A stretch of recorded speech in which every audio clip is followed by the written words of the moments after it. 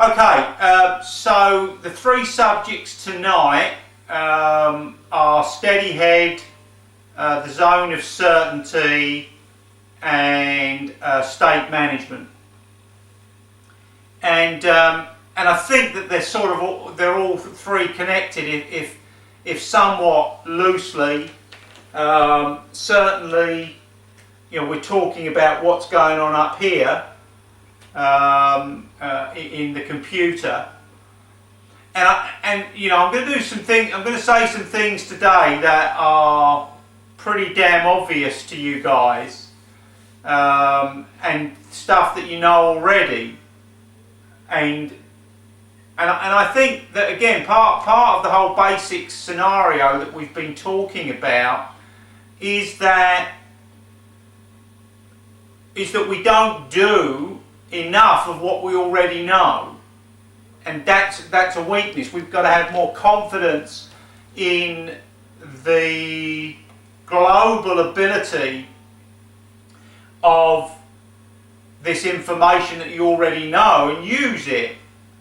And yeah, sure, I think that once you've been coaching as long as I have, then it's a lot easier to work with the blank canvas and have things that come up through my knowledge. But nevertheless, I think there's, the whole point of the basics is some solid stuff in here that we've got to do, and we should have to keep on reminding ourselves of some of these basics and the need to do them. And again, I think that when I started on Steady Head, I really was amazed at how many things the Steady Head controls. So, quite simply, when the head is steady, then balance straight away is going to be massively improved. Because if that head stays in this position as we turn, then we're not going to have these huge challenges with balance that that head moving around all over the place does.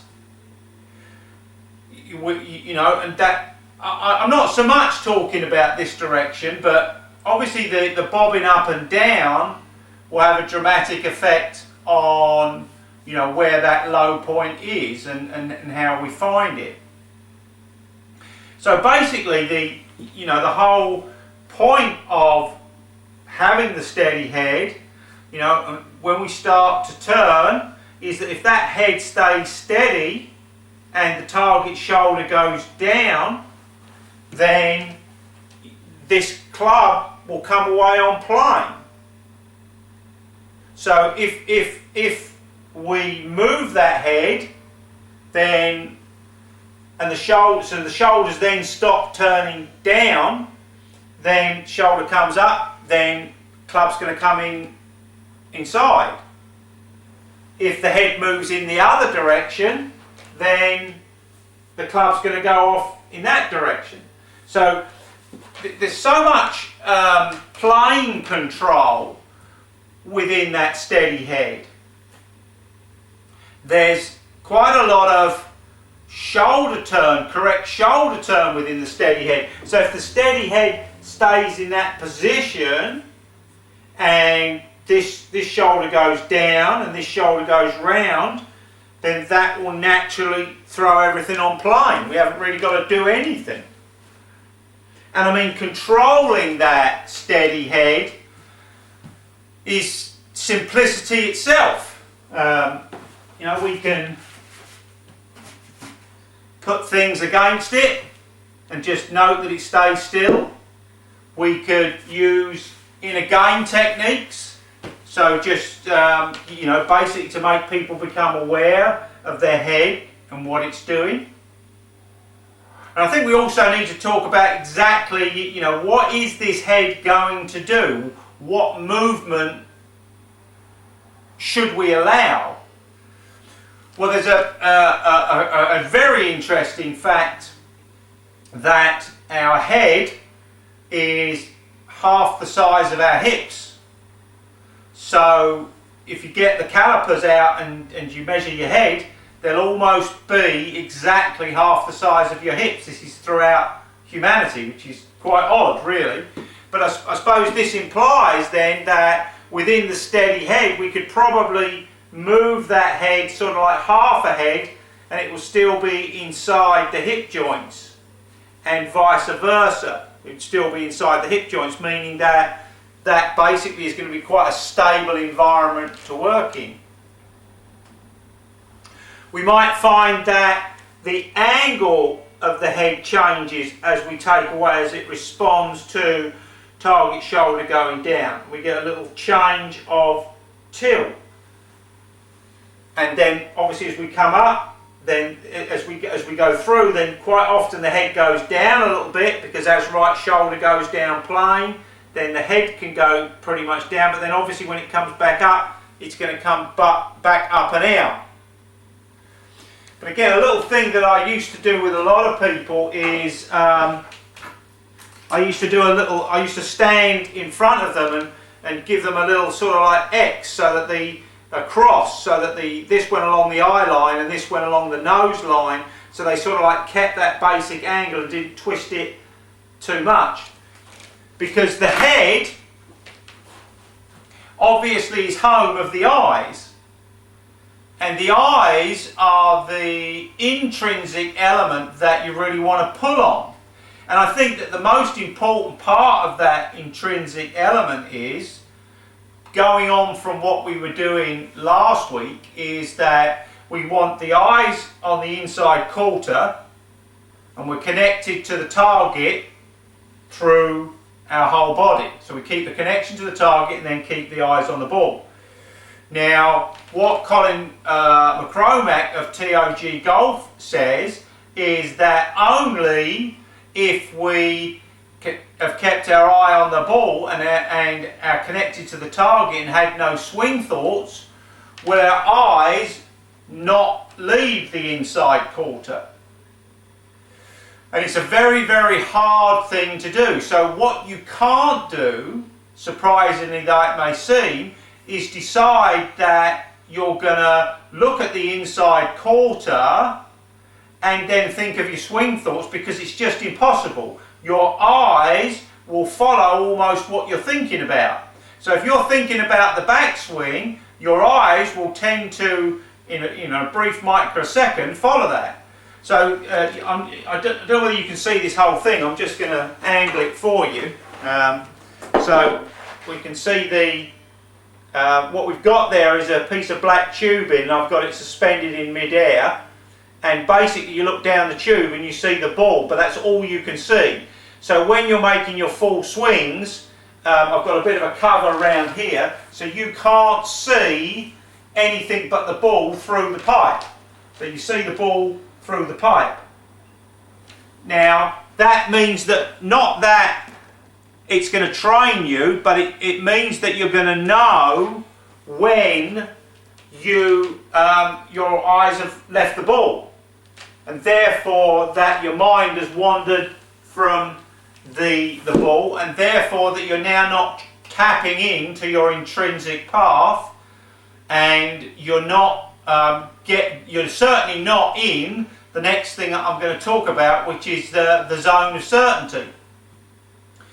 So Homer Kelly picked out the steady head as one of the 6 most important things in the swing, and he grouped it with rhythm and balance, and of course you can understand pretty easily why it's linked with those two particular things. So this backswing is only going to go downwards and inwards so this shoulder's only going to go downwards and inwards if that head stays steady, stays in that same angle, keeping the spine in that same angle, keeping the spine at the same angle, the tilt could change slightly, but it's only fractional on most people's swings. Tiger actually has a huge dip, doesn't he, in the downswing? That's because he goes so heavily into his feet, but then he comes up out of it, obviously through that left knee, which got damaged. So the zone of certainty, this idea that you could make a swing so sure about not necessarily the outcome, but certainly the certainty that you've done everything you can to maximise your opportunity of pulling off the shot that you want to hit. You could only remain in that state of certainty if those eyes, through the steady head, stayed fixed on the ball. So this state of certainty can only be attained through the pre-shot routine. And it would be obviously a state of fearlessness. So for those that have read Fearless Golf, it would certainly be like that. But obviously the dictionary terminology of certainty is no doubt. So if you can think in the future of making swings that have no doubt, they're absolutely certain that you've done everything that you could possibly do to allow it to happen, then your eyes will stay fixed on that inside quarter of the ball, and you pretty much guarantee that that will assist a steady head, which will assist all of the planes, and which will assist balance and rhythm. And we're sort of like, because one of the three other imperatives were the flat left wrist, the straight plane line, and the power pressure point. Then apart from the flat left wrist, those eyes on the inside quarter of that ball, they're going to give you 5 of Homer's 6 most important factors in the golf swing. So again, I'm going to get through, demonstrate and allow you to sense the sense of certainty through the hole-in-one guaranteed information when it finally comes out. But certainly when you can step up to each and every shot with that state of certainty, it changes everything. It's certainly, you just can't believe how much it will change your putting, and I think I've mentioned this before. So the last stage of the 3 tonight, and I thought I'd carry on with those states, because although we need that state of certainty as we're over the ball, I think we probably experience a gamut of emotions as we play around our golf, and few of us, if any, are actually controlling those emotions, and few of us, if any, have anchors to control those emotions, and few of us, in any, have actually thought about the states that we would like to have, the resourceful states that we'd like to have while we play golf. Marcel was telling me a while back about an incident where people came on the golf course up to him and started abusing him for slow play, and he wasn't playing slowly, but he experienced a gamut of emotions that meant that he couldn't play golf, and that he didn't actually say anything to me, so forgive me if I'm assuming, but I presume that didn't help your partner either as you played. But I suppose again, when we look at that, then surely we should be making more effort to work out the states that we want and what would be useful there. Now, I could probably name 100 states that would be useful, but certainly the number one is core state, because within core state if we have got into an emotional challenge, then core state is a place that we can go to alleviate that current emotion and get into a more logical, analytical place that we can look at, you know, what is our next step without that emotion getting in our way.